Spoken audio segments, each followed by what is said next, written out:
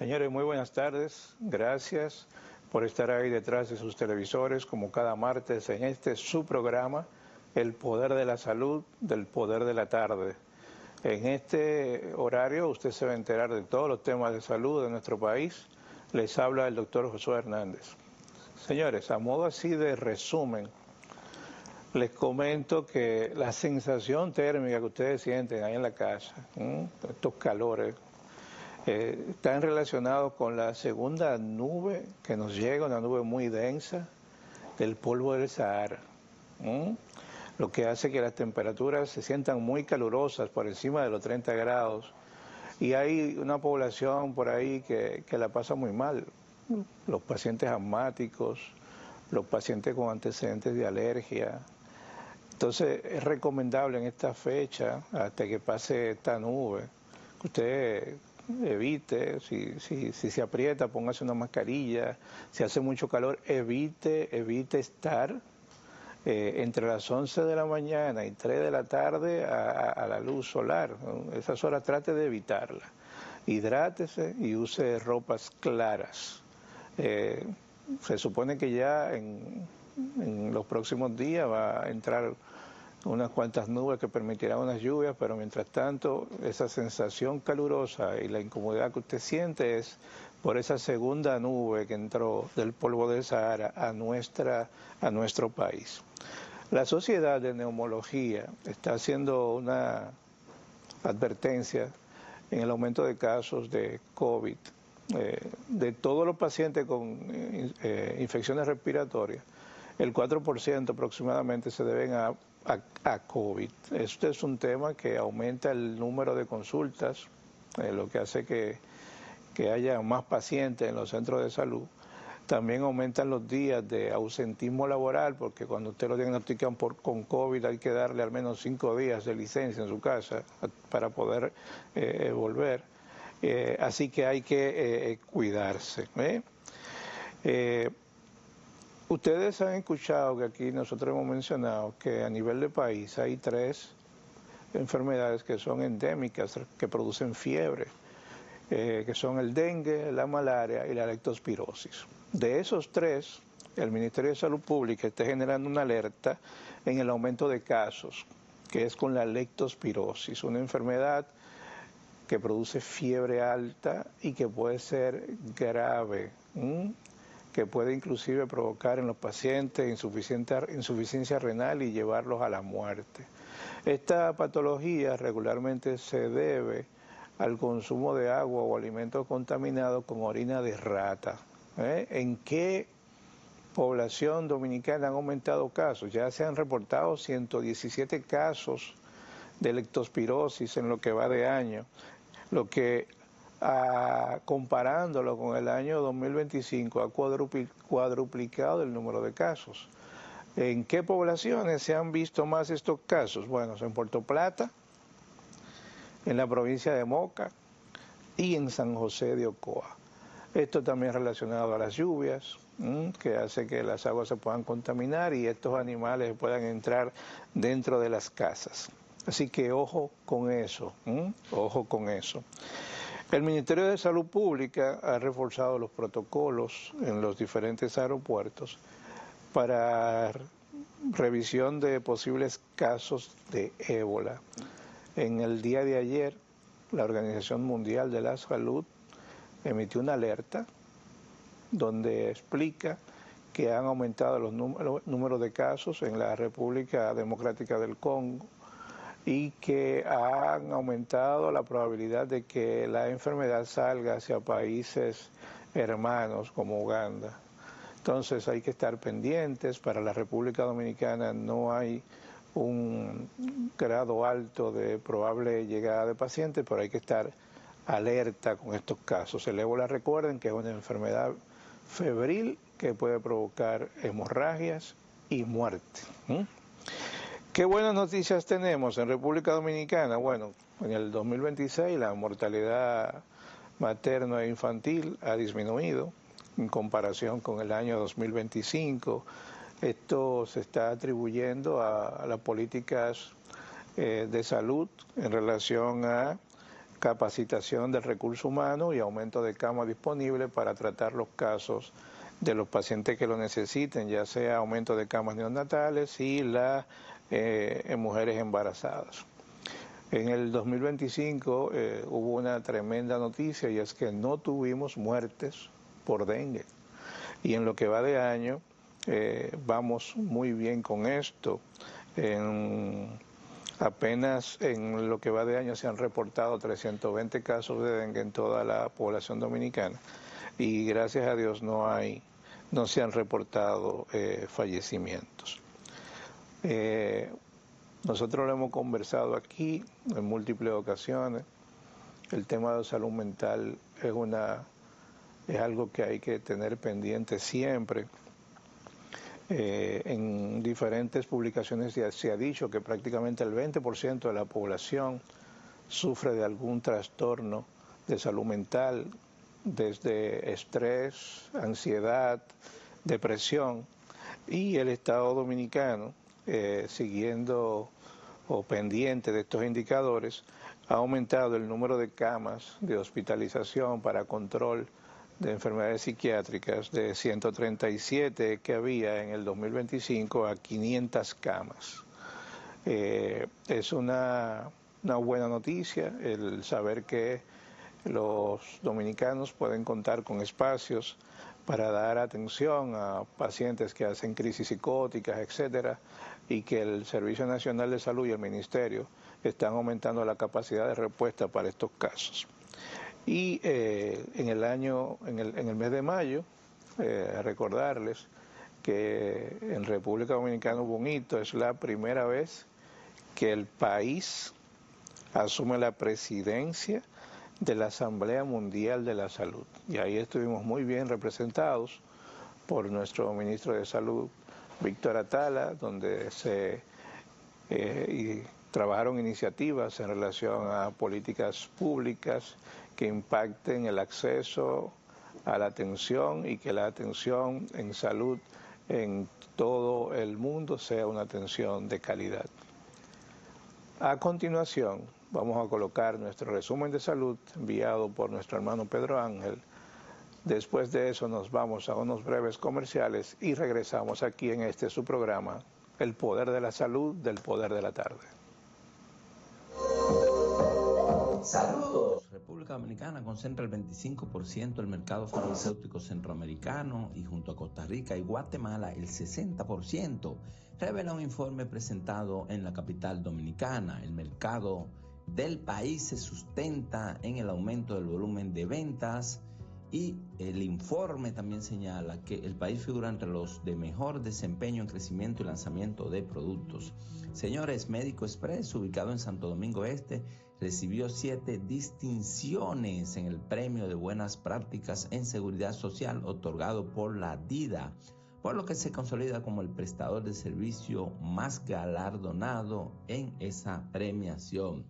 Y la mayoría de las mujeres con cáncer de ovario son detectadas tardíamente, aseguró la Sociedad Dominicana de Oncología Médica, que pidió a las autoridades reforzar las campañas para su detección temprana. En un acto de valentía, la periodista Amelia de Champs informó que padece el cáncer que más afecta a las dominicanas, el cáncer de mama. En esa dirección, el oncólogo clínico César Núñez le dirigió un mensaje de aliento con el título "Vamos, Amelia, tú puedes". En el mismo, el oncólogo asegura que en el país hay herramientas terapéuticas y buenos médicos para tratar su patología. Señores, síganos en nuestro Instagram, @resumendesalud.do. Gracias por seguir ahí, pendiente de este programa, El Poder de la Salud, del Poder de la Tarde. Hoy tenemos un programa muy interesante. Hoy vamos a entrar al quirófano. Vamos a hablar de cirugía. Y para eso tenemos tremendo invitado. Hoy está con nosotros el doctor Juan González, a quien le agradecemos que haya aceptado nuestra invitación. Bienvenido, doctor. Sí, muy buenas tardes, doctor. Gracias por la invitación a su espacio informativo de salud para poder compartir diferentes informaciones en el ámbito de la cirugía con sus televidentes y posibles pacientes, ¿verdad?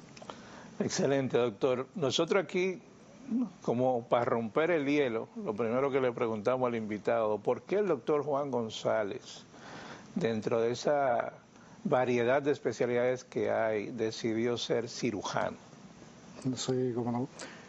Pues en el proceso de formación en medicina, pues obviamente vamos pasando por los diferentes ámbitos que podemos ver en la medicina y pues desde ese inicio de la formación pues nos llamó la atención el tema de la sala de cirugía, el quirófano y algo muy importante también, o sea, en el ámbito de las especialidades quirúrgicas tenemos pues la satisfacción de que, por ejemplo, a muchos pacientes por medio de una cirugía podemos ofrecerle una cura, porque hay patologías que obviamente después o tras de una cirugía, pues el paciente queda curado de esa patología.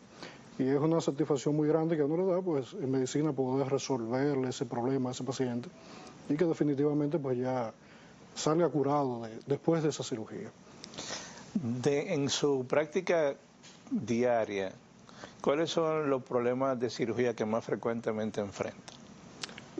Sí, los pacientes que acuden a la cirugía general, pues de las patologías más frecuentes que vamos a ver son las hernias de la pared abdominal, suele ser una de las consultas más frecuentes, ese abultamiento en cualquier parte de lo que es la pared abdominal, que en muchos casos pues resulta ser una hernia. Otra de las condiciones también que suele consultar frecuentemente en cirugía es la condición de piedras en la vesícula. El paciente que acude por lo que es la colelitiasis, que necesita pues obviamente la cirugía de vesícula biliar. Podemos decir que son los dos procedimientos que hacemos de manera electiva o programada más frecuente en cirugía general. Y ya pues obviamente luego tenemos algunas condiciones que vienen vía emergencia que también entonces pues tienen resolución por vía de la cirugía. En ese paciente que le llega a usted o porque tiene una dolencia o porque se lo refirió un colega, ¿cómo se da esa interacción entre los diferentes colegas que usted tiene a su alrededor previo a llevar a un paciente a un quirófano? Importante la pregunta. Cirugía general pues es una especialidad donde básicamente o dependemos mucho, por así decirlo, de lo que es la referencia médica. Muchos pacientes no llegan de inicio al cirujano general como tal. Casi siempre van a un médico, puede ser internista, donde presentan algún tipo de dolencia y el médico internista suele identificar una condición que amerita el manejo pues por el cirujano. Otro ejemplo frecuente es, por ejemplo, en el caso de los hombres, con las hernias inguinales, casi siempre llegan al departamento de urología por un tema de una masa, una molestia en el área inguinal, en el área de los testículos, y acuden inicialmente al urólogo. El urólogo suele entonces detectar que realmente la condición del paciente es una condición de cirugía, una hernia inguinal, y la interacción con estos otros especialistas pues es muy frecuente porque, como le digo, muchos pacientes nos van a llegar vía una referencia. De igual forma, pues cuando identificamos un paciente con una condición quirúrgica, necesitamos obviamente el auxilio de otras especialidades para lo que es un proceso de preparación previo a la cirugía. Obviamente el paciente no solamente lo va a preparar el cirujano general, vamos a hacer una evaluación completa del paciente previo a llegar a ese quirófano, donde dependiendo pues de las condiciones del paciente, si hay alguna comorbilidad u otras enfermedades que el paciente padezca, que amerite el manejo, la mejora, o simplemente un chequeo general para poder establecer que todas las condiciones del paciente pues estén aptas para poder llegar a un procedimiento quirúrgico y que el mismo sea pues lo más exitoso posible. O sea, la idea es, si lo vas a llevar a cirugía, llevarlo en la mejor condición posible. Correcto, o sea, el paciente aún no tenga patologías preexistentes o comorbilidades, debe hacerse un chequeo general previo a ser llevado a un quirófano. Porque de hecho muchas condiciones clínicas que no tienen quizás nada que ver con lo que es el proceso quirúrgico que vamos a desarrollar, se detectan en una evaluación prequirúrgica. Porque aquí vamos a hacer una serie de analíticas de rutina, un chequeo general del paciente, algunos estudios de imágenes también, como es por ejemplo una radiografía de tórax, donde a veces solemos identificar condiciones que pues hay que hacer un freno y manejar esas condiciones previo a tomar la decisión de llevar a un paciente a cirugía. Doctor, ¿qué avances han habido en la cirugía en los últimos años que usted diga que ha impactado su eficiencia o la calidad de atención que usted le ofrece a sus pacientes? Correcto. Pues hoy en día tenemos muchos avances, en la medicina en general y en el ámbito de la cirugía, los quirófanos, pues sí, hoy hay muchas cosas que han impactado de manera positiva lo que es la evolución favorable de un paciente quirúrgico, para mejorar también lo que son los tiempos quirúrgicos, todo esto. Pues hoy en día tenemos muchas tecnologías aplicadas en forma, por ejemplo, de equipos que podemos usar en el quirófano, equipos que nos ayudan a mejorar tanto lo que es el tiempo quirúrgico como los resultados que vamos a ver en los pacientes. Asimismo, mejorando lo que es el tiempo de evolución para que el paciente pues tenga una recuperación mucho más placentera, más corta y con menos dolor. Por ejemplo, está el caso hoy en día de lo que es la cirugía laparoscópica, cirugía mínimamente invasiva. O sea, hoy en día, por ejemplo, podemos realizar una cirugía de la vesícula biliar, que comentábamos ahorita, a través de pequeñas incisiones en la piel, usualmente de 5 a 10 milímetros, 3, 4 pequeñas incisiones a nivel abdominal, a través de las cuales pues, nos permitimos introducir una cámara, ver una cavidad abdominal por completo, o sea, no solamente visualizar lo que es la vesícula biliar, podemos visualizar completo y de hecho ahí podemos identificar también algunas otras condiciones que pudiera presentar el paciente. Otras pequeñas incisiones a través de las cuales introducimos lo que son pinzas y otros instrumentos que nos permiten entonces pues trabajar por esta vía y obviamente al tener incisiones más pequeñas pues la recuperación del paciente suele ser mucho más rápida, menos dolorosa. Si comparamos, por ejemplo, en años anteriores, donde la única opción era una cirugía abierta, donde teníamos un paciente que se ingresaba el día antes de la cirugía, al otro día se operaba y duraba quizás hasta una semana interna en un centro hospitalario.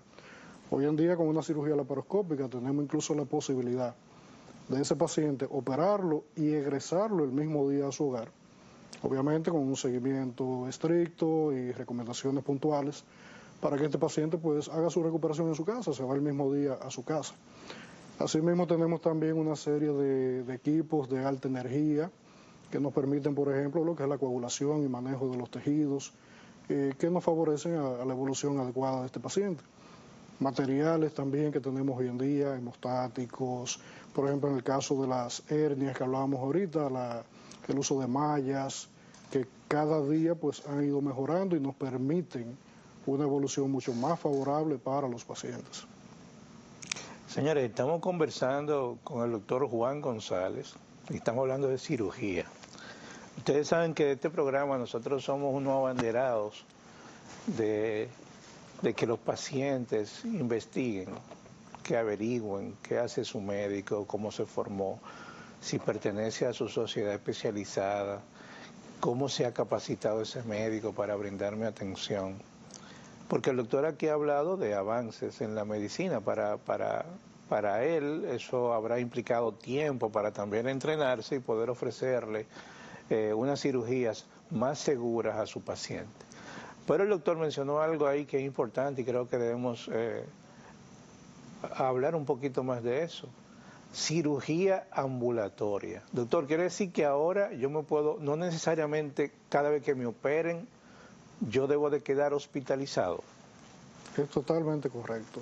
O sea, hoy en día, como le digo, con los avances que hemos tenido, tanto en las técnicas quirúrgicas como son los equipos, materiales y demás, pues hoy en día nos permitimos tener la posibilidad de hacer cirugías que anteriormente obviamente no se podían de manera ambulatoria, pues ya hoy en día tenemos la capacidad de poder desarrollar lo que es un programa de no solo cirugía menor ambulatoria, sino cirugía mayor ambulatoria.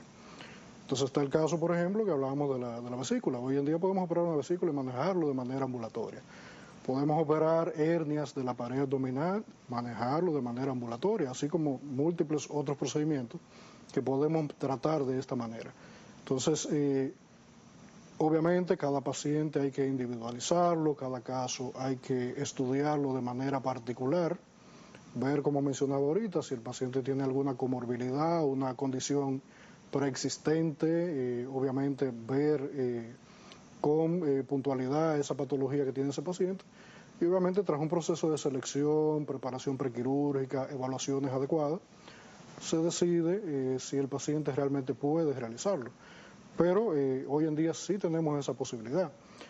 Muchos pacientes a veces se asustan por el tema de que sea ambulatorio. Pero como menciono, obviamente no todo paciente va a calificar. Cada caso debe de individualizarse, evaluarse y si las condiciones pues lo permiten y no enfrentamos riesgos tanto para el paciente como para el procedimiento, pues muchos pacientes hoy en día califican tanto para cirugía menor ambulatoria como para cirugías mayores que se pueden manejar de manera ambulatoria. Doctor, hablando desde el punto de vista del paciente, ¿le han tocado pacientes que tienen una indicación quirúrgica, pero que ese paciente está con miedo o dudas de hacerse el procedimiento? ¿Cómo trabajan ustedes eso? Correcto. Sí, de hecho, digamos que prácticamente todos los pacientes tienen ese pequeño miedo. Cuando se le habla de una cirugía, de un procedimiento, pues obviamente lo van a presentar. Yo soy abanderado de siempre hablar claro con el paciente, ofrecerle información precisa y obviamente explicarle cuáles son los riesgos que pueden ocurrir durante o después de un procedimiento quirúrgico. Muchos pacientes siempre vienen y preguntan, doctor, ¿verdad que eso es algo sencillo? Lamentablemente en medicina uno no puede hablar de que X o Y es minimizar las cosas. Sencillo, no podemos minimizar. O sea, a cada paciente hay que explicarle claro, preciso, los posibles riesgos, complicaciones que pueden ocurrir. Pero también hay que hablar bien claro sobre su condición, su patología y cuáles son las complicaciones que puede eventualmente presentar esa condición. Porque, por ejemplo, hay pacientes, volvemos al tema de las piedras en la vesícula. O sea, un paciente con piedra en la vesícula puede llegar a una complicación tan grave como lo es una pancreatitis, terminar incluso en una unidad de cuidado intensivo y muchas veces estos pacientes hasta fallecen por un cuadro de piedras en la vesícula. Entonces, siempre es bueno poner todas las cartas sobre la mesa, cuál es la condición que tienes, cuáles son las complicaciones que pueden derivar de ahí, cuál es la opción entonces terapéutica que tenemos o cuál es la cirugía que podemos plantear y obviamente cuáles son los riesgos de esa cirugía. Todo esto se pone en una balanza y hay que, pues, ¿verdad?, sacar las conclusiones más favorables para este paciente. El doctor ha dado un punto clave que tiene que ver inclusive con la ética en medicina. Cuando un paciente tiene una condición quirúrgica, los médicos tienen que explicarle al paciente las razones de por qué es necesaria esa cirugía y cuáles son los pros y los contras. Ahí entramos a lo que es el famoso consentimiento informado, doctor. Correcto. Ese consentimiento que se te da por escrito, hay que dárselo por escrito al paciente y que en ocasiones hasta se lo damos para que se lo lleven para su casa y lo conversen con sus familiares. ¿Qué podemos hablar, qué podemos decir de eso? Sí, es correcto. El consentimiento no solo debe entregarse al paciente, debe socializarse, debe hablarse, debe explicarse, porque muchas veces este consentimiento no abarca todo lo que realmente puede pasar. O sea, muchas veces en algunos centros tenemos un consentimiento generalizado para un procedimiento quirúrgico, pero cada tipo de procedimiento en particular tiene sus implicaciones particulares. Entonces, para cada tipo de procedimiento hay que tener esa socialización con el paciente, con los familiares, y explicarle con lujo de detalle, no solamente que se lleve el documento a la casa, pero sí realmente debe tener un tiempo adecuado para poder leer este documento, poder entender lo que se le está explicando acá y entonces poder firmarlo. No debemos a última hora, ya justo antes del quirófano, ahí venga y lea y firme, no debe ser así, o sea, debemos tener un tiempo prudente para que este paciente pueda leer, entender esto que está leyendo y explicárselo de manera detallada, porque no solamente leer, a veces leen, pero quizás los términos que están plasmados ahí no son entendibles, o sea, entonces siempre tenemos que tratar de buscar, explicar en palabras llanas, que el paciente entienda e interrogarlo si entendió, si está claro con qué es lo que se le está explicando, porque suele pasar que muchas veces, no entendí, no me dijeron esto, Entonces siempre es bueno estar bien claro antes de llegar a un procedimiento cuáles son las cosas que pueden pasar, porque después, en caso de que venga alguna situación, no le dije que esto podía pasar, pero sin embargo pasó. Entonces siempre es bueno tener esto todo bien claro antes de cualquier procedimiento quirúrgico. Llega el día de la cirugía, doctor. El paciente llega al centro, está todo el equipo ahí esperando. ¿Qué cosas hacen los pacientes a veces que terminan suspendiendo la cirugía? Sí, como pues varias cositas. Los pacientes, como le dije, para un procedimiento quirúrgico deben pasar por una preparación prequirúrgica. Usualmente van a visitar varios especialistas. Los dos más frecuentes que vamos a ver pues puede ser un médico internista, un cardiólogo y el propio médico anestesiólogo previo al procedimiento quirúrgico. Si el paciente tiene alguna condición por la cual, por ejemplo, está usando alguna medicación, podemos poner el ejemplo de medicamentos anticoagulantes, como puede ser una aspirina. Una de las recomendaciones, por ejemplo, el caso de la aspirina, es que antes de un procedimiento quirúrgico, por lo menos una semana, debe suspenderse la aspirina, porque esto va a conllevar un riesgo para un sangrado durante o después del procedimiento. Entonces son de las cosas que a veces el paciente pasa por alto. Y no se suspendió la aspirina, por ejemplo, y llega el día de la cirugía. Y suena como una sencillez, pero tiene una implicancia importante. Suena sencillo. Entonces, si es un procedimiento electivo por el cual no hay que salir corriendo con el paciente, pues obviamente se prefiere en este caso suspender y pues cumplir con los recomendados, ¿verdad? Asimismo hay pues otro tipo de medicaciones, por ejemplo a veces medicamentos para el tiroides, que la recomendación es no dejar de usarlo para mantener los niveles hormonales pues dentro de parámetros, y así cada paciente, dependiendo de si tiene alguna condición particular, pues se le dan las recomendaciones. La visita del anestesiólogo es importante porque el anestesiólogo en su evaluación prequirúrgica, pues de acuerdo al paciente, de acuerdo al procedimiento, va a ofrecer las diferentes alternativas anestésicas, ¿verdad? Y se va a socializar, se le va a explicar al paciente, porque a veces, por ejemplo, el paciente no quiere que lo duerman. Entonces, ahí con el anestesiólogo, pues se socializa cuál es la opción más favorable, dependiendo obviamente de cuál es el procedimiento que vamos a realizar, la región anatómica y el tipo de cirugía, porque hablábamos, por ejemplo, de si es cirugía ambulatoria o si el paciente se queda. Entonces, eso se socializa previo a la cirugía, previo al día de la cirugía, con el anestesiólogo. Otra cosa importante es también previo a la cirugía, usualmente hay un periodo de ayuno que el paciente debe cumplir. El anestesiólogo suele ser quien le indica esta parte. Usualmente para procedimientos mayores que conllevan sedación o anestesia general, debe haber un periodo de ayuno de unas 6-8 horas previo a la cirugía. A veces el paciente llega al momento de la cirugía. Bebí un refresco ahí en la entrada. Bebí un café con leche, porque lo que me dijeron fue que no comiera, no que no bebiera. Entonces, ahí tenemos que no se ha cumplido el tiempo de ayuno. Y obviamente, pues, ese paciente o se retrasa la hora quirúrgica o se suspende el procedimiento por ese día. Que en la mayoría de los casos, usualmente lo que hacemos es que atrasamos un poquito para cumplir el tiempo de ayuno. Ok. Operamos al paciente.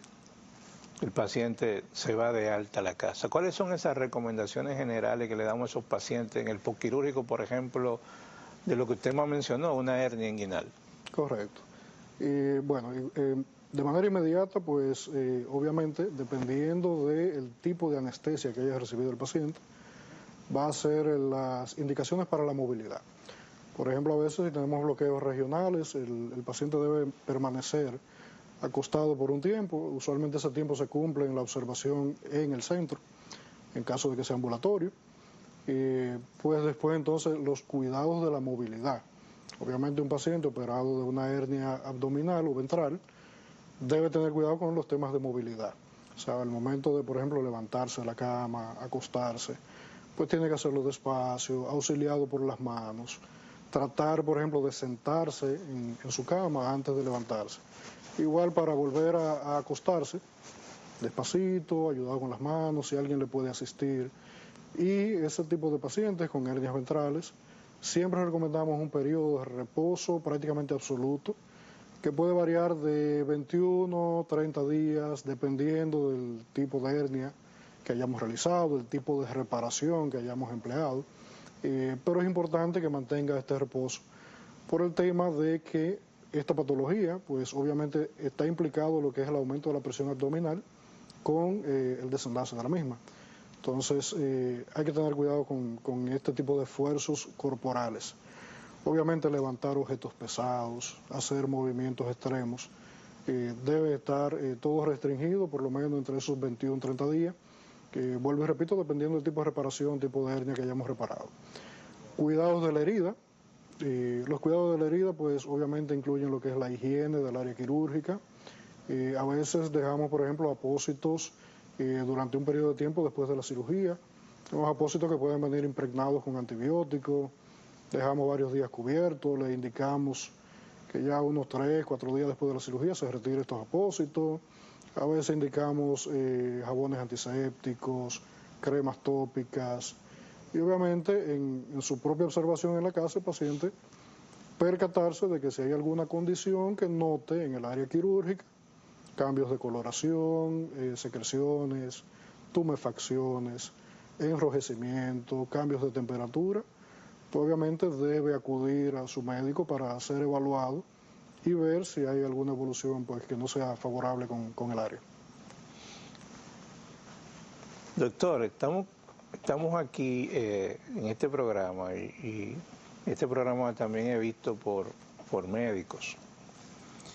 Entonces la pregunta sería, en la cirugía general, tienen el abdomen como ese lugar que puede ser una caja de Pandora cuando el paciente empieza con dolor de abdominal.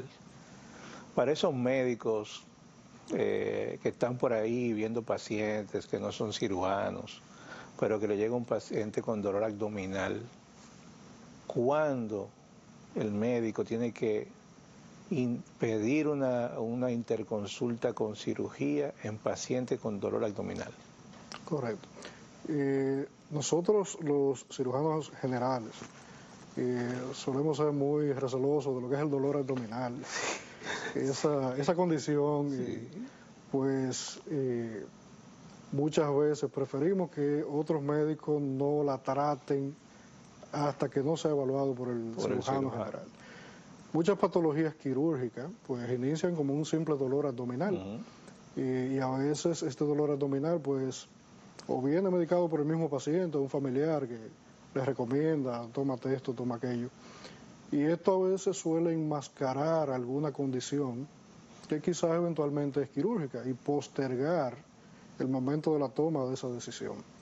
Entonces, a los médicos, por ejemplo, que atienden emergencias, siempre es bueno que hagan una historia clínica bien precisa, ya que la historia clínica pues, nos orienta bastante a lo que es la posible causa de este dolor abdominal. Si dentro de esa historia clínica se detectan datos que pues enciendan esas alarmas que pueden advertir que esa condición pues es quirúrgica, hay que tomar las medidas del lugar, como son hacer lo que son las analíticas básicas que hacemos en emergencia, un hemograma, un examen de orina, si está a disposición una sonografía abdominal, una radiografía, pues buscando descartar cuál es la posible causa de este dolor abdominal. Si dentro de estos estudios clínicos que hacemos, historia clínica, pues se prende ese bombillito que pues nos indica o nos puede indicar que hay alguna condición que pueda terminar en cirugía, pues obviamente hay que consultar con el cirujano general. El cirujano general va a evaluar, va a dar su opinión y pues entonces podemos llegar a la conclusión de si el paciente amerite o no cirugía. Tenemos una condición muy frecuente que es el caso de la apendicitis aguda. La apendicitis es una condición que es muy traicionera. Suele empezar frecuentemente como un dolor en lo que dice la gente en la boca del estómago, lo que es el epigastrio, que es una área que está un poquito alejada de donde finalmente está el apéndice, que es el lado derecho en la parte inferior del abdomen. Este dolorcito, esta penita, muchos pacientes, un omeprazol, un Alcacerse. Es una gastritis. Exacto, y se va a ir postergando, Sí. 3, 4 días después el paciente no ha mejorado, termina en una emergencia, usualmente de noche. Sí. Y ya ahí el cuadro pues ya se ha instalado, se ha definido un poquito más. Pero si comenzamos a ese dolorcito abdominal, medicarlo, y eso no es nada, muchas veces postergamos un diagnóstico y quizás los resultados no son los mismos cuando no se tomó esa decisión quirúrgica a tiempo que si retrasamos este caso. Entonces siempre es importante tener ese cuidado con ese dolor abdominal. Doctor, ahí pusieron una imagen en televisión, ahí hay un recuadro, eso debe ser el área del apéndice. Precisamente, sí, ahí tenemos justamente lo que es el apéndice. Esta porcioncita ahí del intestino, pues suele dar muchos dolores de cabeza porque al momento que se inflama, pues esto va caminando y si evoluciona lo que llega es a complicarse. Un apéndice perforado, pues obviamente como es parte del intestino, hay salida de materia fecal a la cavidad abdominal. Esto convierte este proceso ya en un proceso más complejo y obviamente el manejo va a ser ya un poquito más difícil. Por eso lo digo, o sea, al momento de sospechar o pensar que quizás podemos cursar con ella, pues lo ideal es que el cirujano evalúe este tipo de casos. Yo vuelvo y mantengo que el abdomen es una caja de Pandora. Le llegan casos a uno que no se le olvidan. Yo recuerdo el caso, doctor, de un paciente que nos lo llevaron a la emergencia porque era familiar de un visitador a médico, porque tenía dolor abdominal y distensión abdominal y que ellos lo habían llevado a un sitio y como estaba distendido, alguien le dijo que eso era una hepatopatía crónica. De un día para otro, dolor abdominal y distensión. En mi cara el paciente se sincopó y lo tuvimos que llevar a reanimación. Gracias a Dios ahora la sonografía ayuda mucho porque a la cabecera del paciente nos habla de si hay líquido libre en cavidad o no y Correcto. Este paciente tenía líquido libre. Entonces, ¿qué hicimos? Bueno, una paracentesia, vamos a decir, ¿qué es esto? Y era sangre. Ahora la pregunta es, ¿de dónde viene esta sangre? Para no cansarle el cuento, el paciente terminó con un hemangioma hepático que se rompió. Correcto.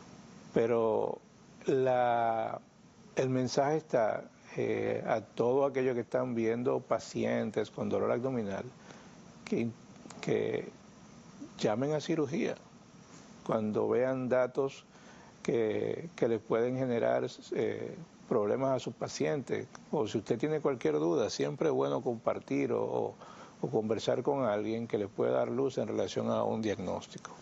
Doctor, nosotros vamos como rápido, ya nos faltan unos minuticos en este programa. ¿Qué recomendaciones a grosso modo podemos darle a nuestros colegas en relación a los pacientes que están viendo, referencia, contrarreferencia? ¿Qué recomendaciones finales le podemos ir dando y a la población en general de cuándo acudir a una consulta de cirugía general? Sí, bueno, algo importante es orientar a la población en que el médico general, cirujano general, perdón, pues atiende casos de hernias ventrales, todas las hernias que vemos a nivel abdominal, hernias incisionales, hernias umbilicales, hernias inguinales, son atendidas y manejadas por lo que es el cirujano general. También nosotros vamos a atender lo que son las patologías de los tejidos blandos. Y en esto ahí, pues junto con las hernias, cualquier condición donde una persona identifique una tumefacción, un abultamiento fuera de lo normal en cualquier parte del cuerpo, pues obviamente hay que prestarle atención. Muchas de estas condiciones pues suelen ser tumores de tejidos blandos, en muchos casos tumores benignos, como son lipomas, que es lo que comúnmente las personas hablan de un tumorcito de grasa. Estos lipomas pueden aparecer en cualquier parte del cuerpo, no solamente a nivel abdominal. Y obviamente empieza como un pequeño crecimiento en un área determinada, suele ir aumentando de tamaño. Pero asimismo hay tumores de tejido blando que no suelen ser benignos, entonces obviamente detectándolo a tiempo, pudiendo manejarlo, pues entonces podemos evitar un mal curso de esta condición. Manejamos también condiciones de lo que es la vía digestiva. Hablábamos, por ejemplo, ahorita de lo que es la vesícula biliar, patologías del hígado, patologías del páncreas, patologías del tubo digestivo, también son vistas por lo que es el cirujano general. Manejamos lo que es la glándula tiroides, tumores a nivel del cuello, porque muchas veces la población no está clara con qué ve el médico cirujano general.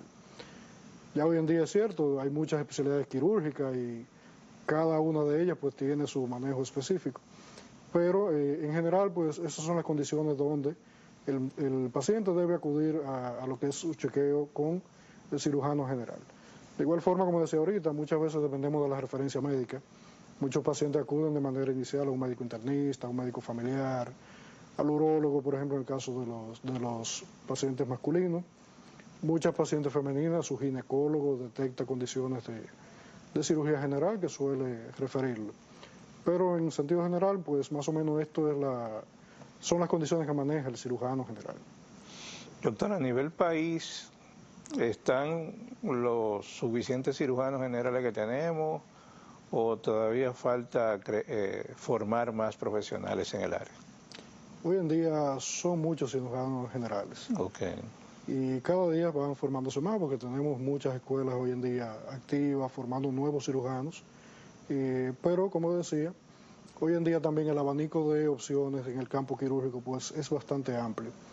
Y muchos de estos cirujanos generales pues obviamente se van por las diferentes ramas, diferentes especialidades o subespecialidades en el ámbito quirúrgico que tenemos hoy en día.